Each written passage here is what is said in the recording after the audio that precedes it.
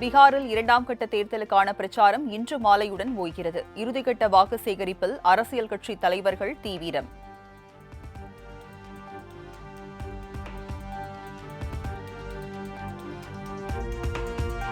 சட்டமன்ற தேர்தல் நடந்து வரும் பீகாரில் சாலையோரம் விவிபேட் காகிதங்கள் கிடந்ததால் சலசலப்பு. மாதிரி வாக்குப்பதிவு சீட்டுகள் என்றும் தவறுக்கு காரணமான உதவி தேர்தல் அதிகாரி இடைநீக்கம் செய்யப்பட்டதாகவும் தேர்தல் ஆணையம் விளக்கம்.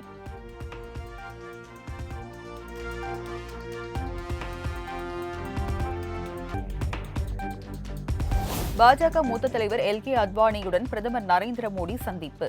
அத்வானியின் 98வது பிறந்த நாளையொட்டி நேரில் சென்று வாழ்த்து தெரிவித்தார்.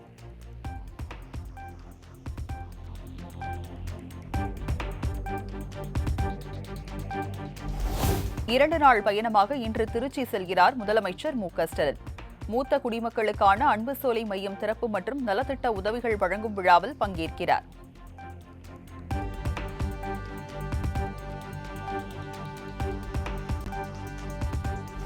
திமுகவின் வரலாறு பற்றி தெரியாதவர்கள் எல்லாம் நம்மை மிரட்டி பார்க்கிறார்கள் என முதலமைச்சர் மு.க.ஸ்டாலின் பேச்சு. திமுகவின் உழைப்பு சாதாரணமானது அல்ல, பல துரோகத்தை சந்தித்து பல ரத்தம் சிந்தி உருவானது என உணர்ச்சி பொங்க உரை. எத்தனை கொள்கை வகுப்பெடுப்புகள், நாடகங்கள், திரைப்படங்கள், எத்தனை போராட்டங்கள், எத்தனை சிறைவாசங்கள், எத்தனை தியாகங்கள், எத்தனை துரோகங்கள். இப்படி நாம் பெற்ற வெற்றி என்பதை இது யாரும் படைக்க முடியாத வரலாற்று சாதனை.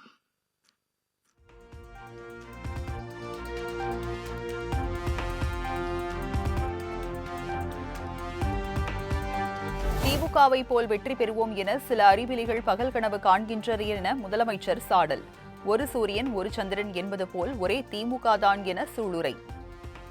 இன்னும் சில அறிவிலிகள் திமுகவை போல வெற்றி பெறுவோம்னு பகல் கனவு காண்றாங்க. திமுகவை போல் வெற்றி பெற திமுகவை போல் உழைப்பும் அறிவும் தேவை. ஒரு சூரியன் ஒரு சந்திரன் ஒரு திமுக தான்.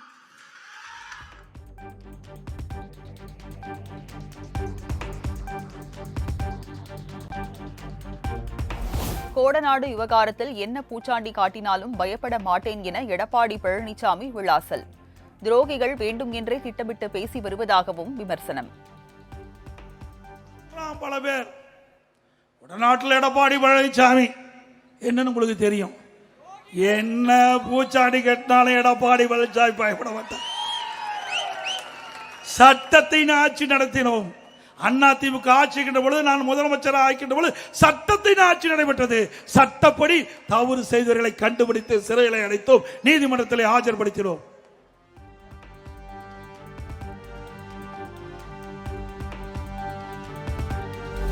காவிரி தென்பெண்ணை வாணியாறு நீரேற்று திட்டம் நிறைவேற்றப்படவில்லை என திமுக அரசு மீது நயினார் நாகேந்திரன் பாய்ச்சல்.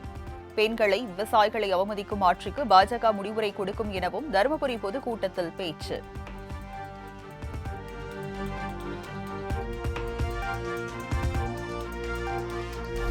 பாமக தலைவர் அன்புமணி ராமதாசுக்கு கௌரவ பிளாக் பெல்ட். சென்னையில் நடைபெற்ற உலக அளவிலான தற்காப்பு கலை கூட்டமைப்பினர் சார்பில் கௌரவம்.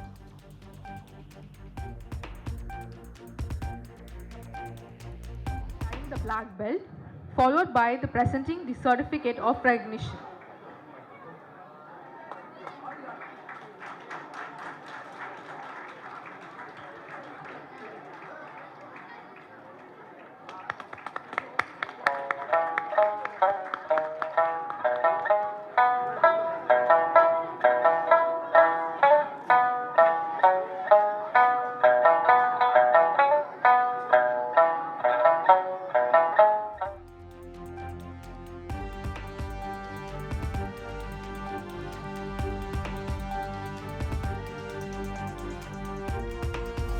நெல்லை, தென்காசி, கன்னியாகுமரி ஆகிய 3 மாவட்டங்களில் இன்று கனமழை பெய்யக்கூடும். வரும் 12 மற்றும் 13 ஆகிய தேதிகளில் தமிழகத்தின் பல்வேறு மாவட்டங்களில் கனமழைக்கு வாய்ப்புள்ளதாக அறிவிப்பு.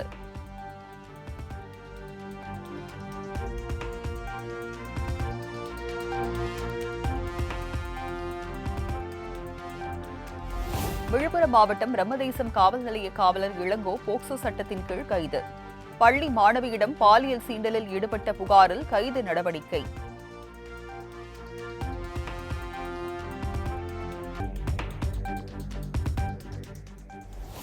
திருவண்ணாமலை அருகே 4 சவரன் தங்க சங்கிலிக்காக பெண் கடத்தி கொலை.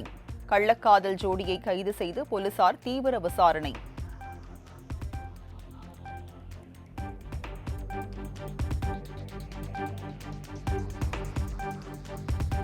சென்னை திருவொற்றியூரில் சாலையில் நின்றிருந்த பொதுமக்களை அரிவாளால் வெட்டி தாக்குதல். போதையில் அராஜகத்தில் ஈடுபட்ட 4 ரவுடிகளை கைது செய்து போலீசார் நடவடிக்கை.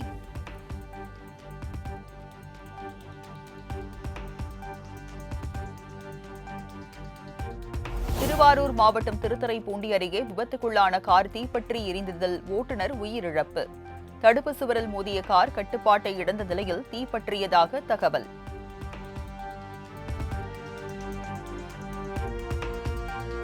கடந்த ஜெகன்மோகன் ஆட்சியில் சுமார் 10,000 கோடி ரூபாய் அளவில் செம்மரக்கட்டைகள் கடத்தல் என ஆந்திர துணை முதலமைச்சர் பவன் கல்யாண் குற்றச்சாட்டு. இனி யாராவது செம்மரங்களை வெட்ட சென்றால் தோலை உரிப்போம் எனவும் தமிழ்நாட்டை சேர்ந்தவர்களும் இது எச்சரிக்கை எனவும் பேட்டி. ఆపరేషన్ కగార్ లాంటిది ఎక్స్ట్రీమ్ లెఫ్ట్ వింగ్ ఎక్స్ట్రీజంనే హ్యాండిల్ చేయగలిగినప్పుడు ఈ కంట్రీ ఒక ఐడియాలజికల్ బేస్డ్ ఉన్న వాళ్ళే కూర్చోబెట్టి కష్టమైపోతుంది లొంగిపోతున్నప్పుడు మిమ్మల్ని తాట తీసి కూర్చోబెట్టేస్తాం స్మగ్లర్లు అందరినీ. It's just a political will అంతే. సో వీళ్ళకి మేమేం తీసుకున్నామంటే వన్ సింపుల్ వార్నింగ్ అందరికీ ఇస్తుంది, ముఖ్యంగా రెడ్ శాండర్స్ అందరికీ కూడా. రెడ్ శాండర్స్ని ఎవరైతే సపోర్ట్ చేస్తున్నారో మీరు స్మగ్లర్స్ కావచ్చు, కొట్టేసే వాళ్ళు కావచ్చు.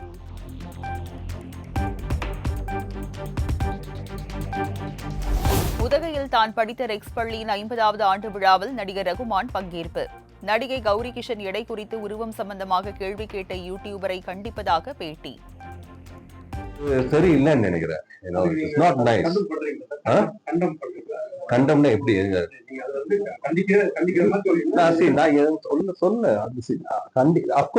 எனக்கும் பிடிக்காது. I don't like it. அது நீங்க என்ன வேணாலும் நான் கண்டிக்கிறதா சொல்லலாம், என்ன வேணாலும் பண்ணீங்க. பட்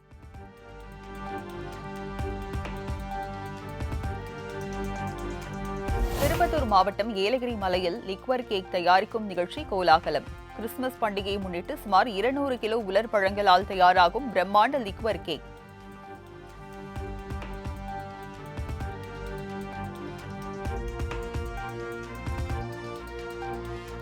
காஷ்மீரில் பயங்கரவாத செயலில் ஈடுபட்ட திட்டமிட்டிருந்த 2 சுட்டுக் கொலை.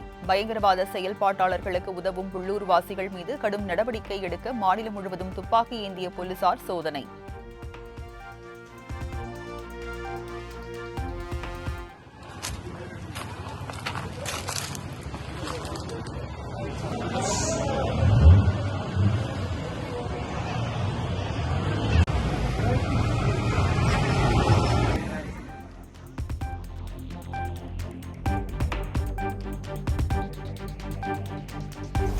பீகாரில் பாஜக தேர்தல் பொதுக்கூட்டத்தில் இருக்கைகளை சூறையாடிய தொண்டர்கள். நடிகர் பவன் சிங் பிரச்சாரத்திற்கு வராததால் ஆவேசம்.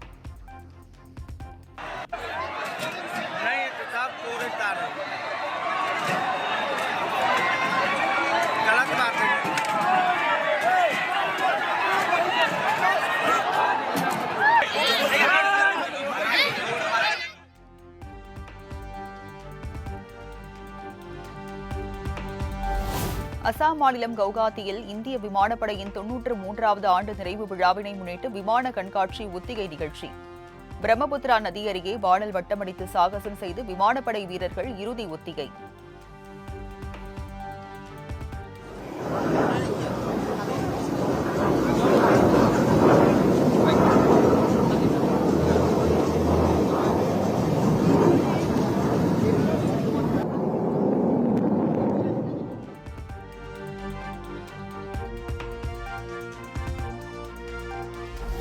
ஒடிசாவின் கட்டாக்கில் பழமை வாய்ந்த அடுக்குமாடி குடியிருப்பின் பால்கனி இடிந்து விழுந்து விபத்து. இடிபாடுகளில் சிக்கி 3 பேர் பலியான நிலையில் 3 பேர் படுகாயம்.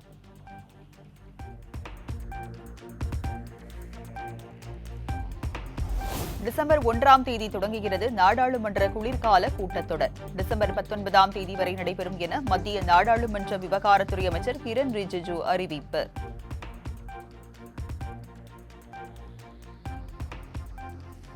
பிரதமர் மோடி பங்கேற்ற வந்தே பாரத் ரயில் தொடக்க விழாவில் RSS பாடல் ஒளிபரப்பு. கேரள முதலமைச்சர் பினராயி விஜயன் கண்டனம்.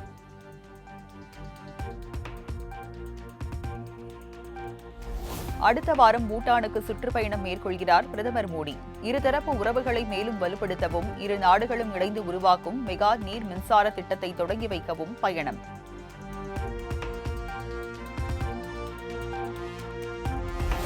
நான்கு ஆண்டுகளுக்கு பின் இந்தியா சீனா இடையே இன்று முதல் மீண்டும் நேரடி விமான சேவை. டெல்லி ஷாங்காய் இடையே பயணிகள் விமான சேவையை சீன ஈஸ்டர்ன் நிறுவனம் தொடங்குகிறது.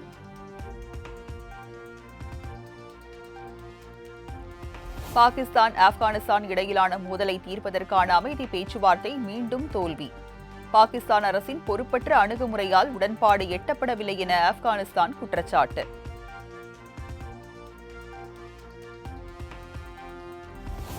காசாவில் இஸ்ரேல் நடத்திய தாக்குதலில் ஹமாஸ் ஆயுத குழுவினர் உள்பட 69,000-க்கும் மேற்பட்டோர் கைது. மிகவும் உயிரிழப்பு. இடிபாடுகளுக்குள் சிக்கி உயிரிழந்தவர்களின் உடல்கள் தோண்டி எடுக்கப்பட்டு வரும் நிலையில் பலி எண்ணிக்கை அதிகரிக்கக்கூடும் என அச்சம்.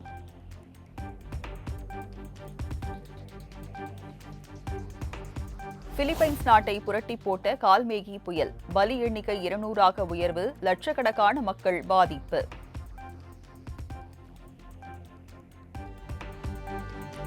மகளிர் உலகக்கோப்பையில் 8 இன்னிங்ஸில் 235 ரன்கள் அடித்த ரிச்சா கோஷுக்கு மேற்கு வங்க கிரிக்கெட் சங்கம் சார்பில் 34 லட்சம் ரூபாய் பரிசுத் தொகை.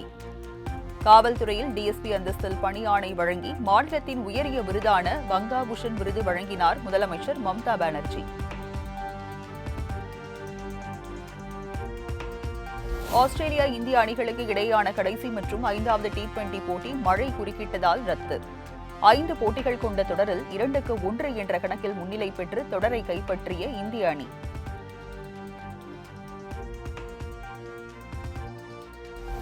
அபிஷேக் சர்மா சர்வதேச T20 கிரிக்கெட்டில் 528 பந்துகளில் 1000 ரன்களை அடித்து புதிய உலக சாதனை.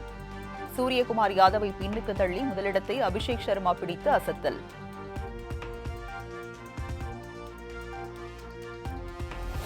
11வது உலகக்கோப்பை செஸ் தொடரின் 4வது சுற்றுக்கு பிரக்ஞானந்தா முன்னேற்றம்.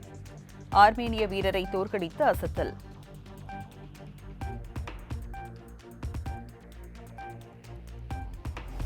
கோவாவில் நடைபெற்று வரும் செஸ் உலகக்கோப்பையின் 3வது சுற்று போட்டியில் குகேஷ் தோல்வி.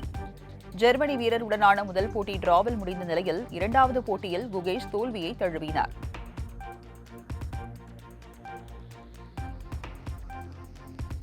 2028ஆம் ஆண்டு லாஸ் ஏஞ்சல்ஸில் நடைபெறும் ஒலிம்பிக்கில் 6 கிரிக்கெட் அணிகள் பங்கேற்கும் என ICC அறிவிப்பு. 6 அணிகள் குறித்த முழுமையான விவரம் விரைவில் வெளியாகும் என தகவல்.